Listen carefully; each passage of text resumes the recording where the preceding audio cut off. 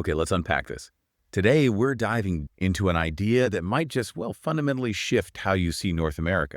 Forget that familiar map, with the neat state lines, Right. because author Colin Woodard, in his really groundbreaking book, American Nations, he argues there's never actually been just one America.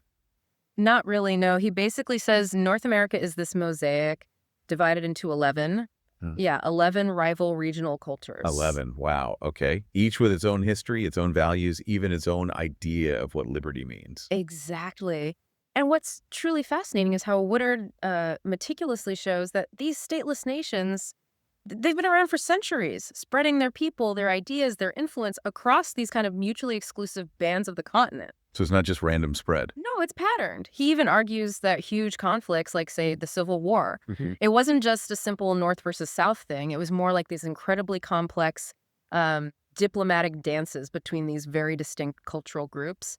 Okay, so our mission today is basically to explore these, hidden cultural boundaries, understand where they came from. Precisely. Look at their deep historical roots and see how they're still influencing everything. Politics, social values, everyday stuff. It's like a shortcut, maybe, to getting why there are these persistent regional divides that just don't seem to go away. That's a good way to put it. So here's where it gets really interesting, I think.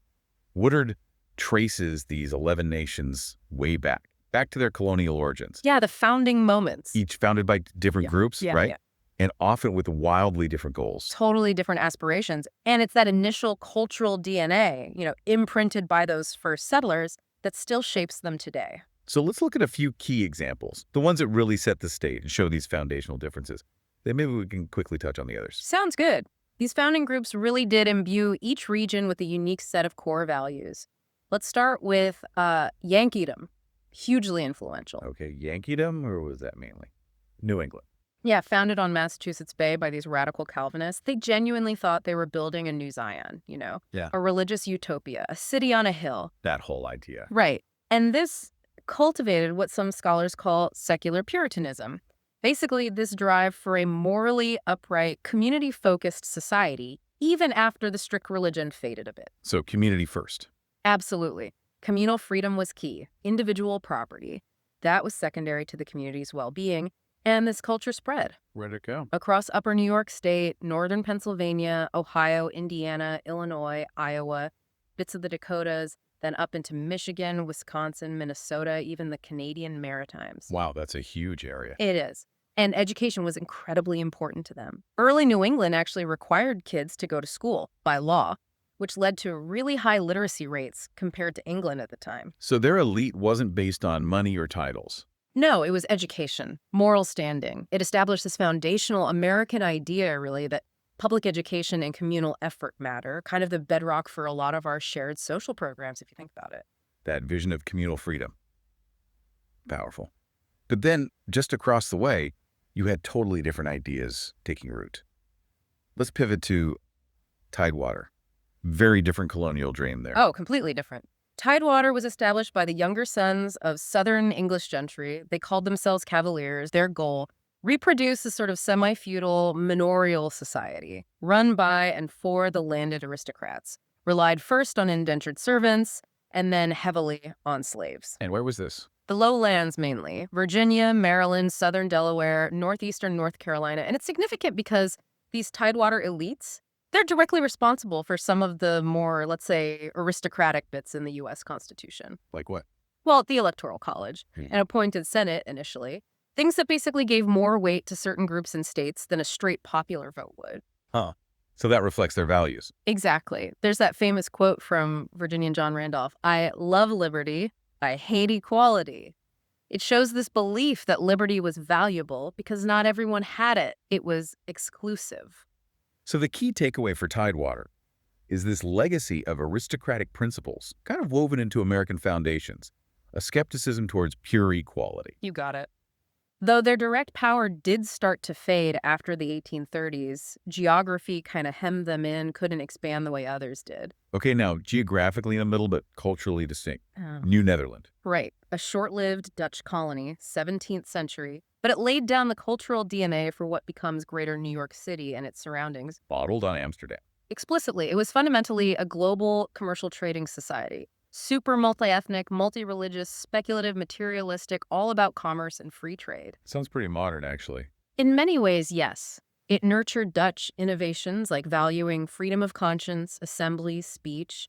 And crucially, unlike a lot of other colonies, Jews were welcomed. Africans, slave, free, half-free, were a significant part of the population early on. So very different vibe. More live and let live. Definitely. It became a sanctuary for heretics, free thinkers, people escaping the more rigid nations. It's really the blueprint for that melting pot idea we sometimes talk about, maybe more so than other places. Okay. And then shifting south, the origins of the Deep South, Woodard paints a pretty stark picture here.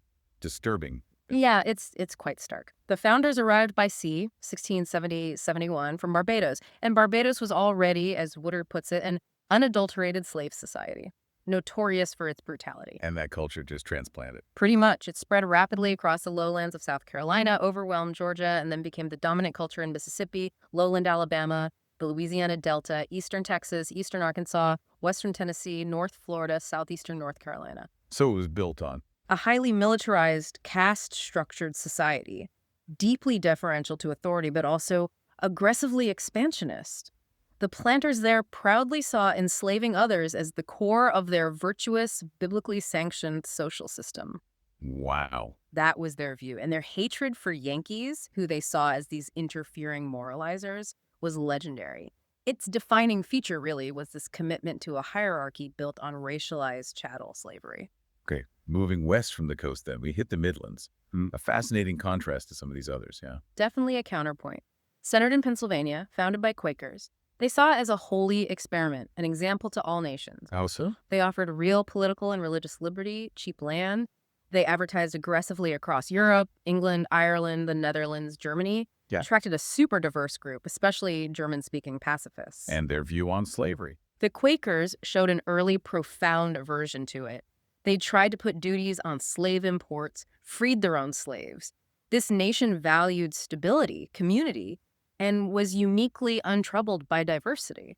It's really the origin of that cultural pluralism idea for America. So different cultures coexisting, not necessarily melting. Exactly. Coexisting peacefully without being forced to assimilate into one mold. Yeah. Very different from the Yankee approach, actually. And finally, for this initial dive, the rugged Greater Appalachia, another really distinct and influential region. Yeah, settled mainly by Scots-Irish borderlanders. From war-torn northern Britain, their ancestors had like 800 years of constant warfare behind them, made them incredibly self-reliant. Poured into Pennsylvania initially, then surged south down the Appalachian Mountains, created this powerful regional culture through the mountains into parts of Kentucky, Tennessee, West Virginia, Arkansas. And their lifestyle. A woodland subsistence economy. Stored wealth in mobile herds, like cattle. Distilled whiskey for cash. Their creed was basically, every man is a sheriff in his own hearth. Led to vigilantism, things like Lynch's Law. So very individualistic. Fiercely individualistic freedom, yeah. And egalitarian, at least for white men. They hated aristocracy, deeply suspicious of outsiders, and especially government interference. Their legacy is that fierce independence, that skepticism of centralized power. Okay, so that's 6 of Woodard's 11 nations we've looked at in some detail. Yankeedom, Tidewater, New Netherland, Deep South, Midlands, Greater Appalachia. But you said 11. Can you just briefly sketch out the other 5 for us? Sure. Quickly, there's New France, based in Quebec and Louisiana, highly communal, Catholic, pretty egalitarian among the French settlers, but wary of Anglo-American ways. Okay. Then the left coast, think coastal California, Oregon, Washington, founded by a mix of Yankees and Appalachians, but really shaped by this kind of utopian impulse, a desire for social engineering, especially in that fertile strip from San Francisco to Seattle. Right, the tech corridor now. Okay, kind of its modern form, yeah. Then the far west, the interior west, shaped by mining, railroads, a harsh environment, corporate exploitation. Leads to strong anti-government feelings, but also, paradoxically, a reliance on federal aid for things like water. Makes sense. El Norte. The oldest European culture here, actually, spans the U.S.-Mexico borderlands. A proud Hispanic culture, deep history of self-rule, very distinct from the Anglo nations. Growing influence there, too. Hugely. And finally, the often forgotten First Nation, the vast territories of Indigenous peoples who kept their cultural distinctiveness despite everything, stretching across Canada's north and pockets elsewhere where European settlement wasn't dominant. 11 nations. Wow. It's astonishing how deep these roots go and how they were just destined to shape history in really surprising ways. Absolutely. These different origins had huge consequences, shaped major events in ways we often don't think about. Like the revolution, you mentioned that earlier. Exactly. If you look at the American Revolution through this lens, it wasn't some unified colonial uprising. Woodard makes a strong case it was more like an uneasy, sometimes opportunistic alliance. Oh, so Well, Yankeedom was the first and most eager to rebel, right? Driven by wanting to protect their New England way, their self-governance from British interference. Lovely. But New Netherland, actually a stronghold of loyalism. They were more afraid of Yankee domination than British rule, and their focus was commerce, which the British Navy protected. interesting. What about the South? The Deep South and Tidewater, they were wary of Britain, sure, but initially cautious. What really pushed them towards resistance was the growing fear of slave conspiracies, especially when the British started offering freedom to enslaved people who'd fight for them. That changed the calculation. Big time. And the Appalachians.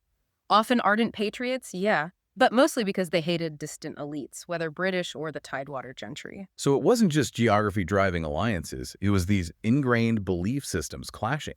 It really does sound like the U.S. was founded less on common goals and more on a, well, temporary truce between these very different cultures. And that raises a huge question, right? What kind of government do you even build from such diverse nations, each with its own idea of liberty, society, everything? The Constitutional Convention must have been fascinating through this lens. Oh, it's a perfect case study in international negotiation. You had delegates from Yankeedom, Tidewater, Deep South, often leaning towards the Virginia Plan, strong central government appointed officials, reflecting their more hierarchical or communal views. Than the others. Meanwhile, the Midlands and New Netherland, they rallied around the New Jersey Plan, insisting on state sovereignty, individual liberties, freedom of conscience, speech, assembly. Yeah. Crucially, that push gave us the Bill of Rights. So even things we take for granted now. It's like the Electoral College, the 3/5 compromise for counting slaves, direct results of these regional negotiations, trying to balance the power and values of these distinct nations. They were compromises, but baked in the divisions. And Woodard argues these divisions didn't just vanish after 1789, they kept bubbling up, threatening the new republic almost right away. Absolutely. Think about the Whiskey Rebellion in Appalachia. Those war veterans, furious about attacks they felt benefited coastal speculators, Right. or the Hartford Convention during the War of 1812, Yankeedom leaders seriously talked about seceding, forming a Northern Confederacy. So the idea of disunion, not just a Southern thing. Huh. I didn't realize it was that serious in New England. It was. And by the Civil War, Woodard argues that simple North versus South story just doesn't cut it. It was Yankeedom's fierce anti-slavery moral crusade and their huge vote for Lincoln, directly clashing with the Deep South's equally fierce defense of slavery as the bedrock of their virtuous society. A society they genuinely believed was superior. They did. And the Far West, with its own issues of corporate power and tough environment, and Appalachia distrusting both Yankee and Deep South ideals, they became swing regions. Siding with whoever seemed least threatening or offered the best deal at the time, it was really a war between nations, not just states. So bringing this forward, what does it all mean for today? It sounds like these historical fault lines are still incredibly deep. They really are, and you can see them pretty clearly in modern American life. Think about the big sort, that trend of Americans moving to places where people already share their political and social views. It just intensifies these regional differences. Right. Woodard identifies two major political blocs today based on these nations. The Northern Alliance, that's Yankeedom, New Netherland, the Midlands, and the left coast. Okay, the Northern Alliance. And the Dixie Block, the Deep South, Tidewater, Greater Appalachia, and the Far West. And what defines these modern blocks? Where do we see this playing out? Well, the Northern Alliance generally favors government programs, civil rights, environmental protection. Yeah. That reflects Yankeedom's communalism, New Netherlands' social liberalism, the Midlands' embrace of diversity. You see it in support for social safety nets, regulations, urban development. And the Dixie Block. They often support policies aimed at low wages, lax regulations favoring elite interests, continuing those historical patterns from the Deep South. They've also been the stronghold for things like anti-evolution movements. You mentioned that earlier. Yeah, like in the 1920s, legislators in Florida, Tennessee, Mississippi, Arkansas passed anti-evolution laws. Southern Baptists joined that crusade. They tend to champion individual liberty, often defined as freedom from government over collective well-being, resisting intervention in personal and economic life. It's a compelling argument. But, I mean, what about immigration? Hasn't that just blended everything together, made these old divisions kind of irrelevant, created a real melting pot? It's a great question, but not uniformly. And the idea of the melting pot itself is seen differently by these nations. How so? That idea of immigrants being transmuted into Anglo-Protestant Americans, that's really a Yankee concept, tied to their historical desire to assimilate newcomers into their specific communal educated society. They even used mandatory schooling for that purpose, whereas in New Netherland and the Midlands, cultural diversity was always the norm. Being American, there was more about tolerance, individual achievement, not some specific ethnicity or religion. Their cities were built as global crossroads from the start. And the other regions. Places like the Deep South and the Far West, historically, they attracted far fewer immigrants, and they largely kept their existing caste systems or exploitative economic structures. Woodard points out, New York City alone had more foreign-born residents in 1870 than Tidewater, Appalachia, and the Deep South combined. Wow. So the melting pot experience is highly regional itself. Very much so, and still is, arguably. So these stateless nations, as Woodard calls them, they're still kind of battling it out for the soul of the continent, maybe, each pushing its own vision of what America should be. Absolutely, and the allegiance of the swing nations, as he calls them, places like the Midlands, the Far West, and especially El Norte, that's likely to shape the future. Tell me more about El Norte's role. El Norte, those borderlands, southwestern U.S., northern Mexico, it's this rapidly growing, increasingly assertive Hispanic culture, rooted in a very different European colonial past than the Anglo nations. Right. Historically, they were oppressed, marginalized by the Dixie Bloc, but now Norteños are reasserting control, electing their own mayors, governors, making deep inroads even in places like Southern California, and they're increasingly aligning with the Northern Alliance. Why that alignment? Well, the Dixie Bloc, with its history of caste systems and, frankly, white supremacy, hasn't done much to win over Norteño hearts and minds. So El Norte's growing influence could fundamentally shift the balance of power going forward. It's truly fascinating. Looking at North America not as one single nation with these arbitrary lines, but as this mosaic of deeply rooted rival cultures, each with its own story, its own values. This dive into Woodard's American nations, it really makes you question what you thought you knew about American identity. It's a powerful reminder, isn't it, that our past is always present. The tensions, the alliances, the core beliefs forged centuries ago, still playing out. In our national politics, sure, but also in subtle ways in our own communities. Understanding these nations helps see the patterns beneath the surface noise. And this brings up, I think, an important question for you, our listener. If our continent's really meaningful divides, the deep fissures, don't actually follow political boundaries, Yeah. how might understanding these 11 nations change the way you look at current events, or even how you understand your own local community? Perhaps North America's future isn't really about striving for a single, unified identity, which, let's face it, has always been a struggle. Maybe it's more about learning how to truly understand, maybe compromise with, and ultimately coexist among its many, many Americas.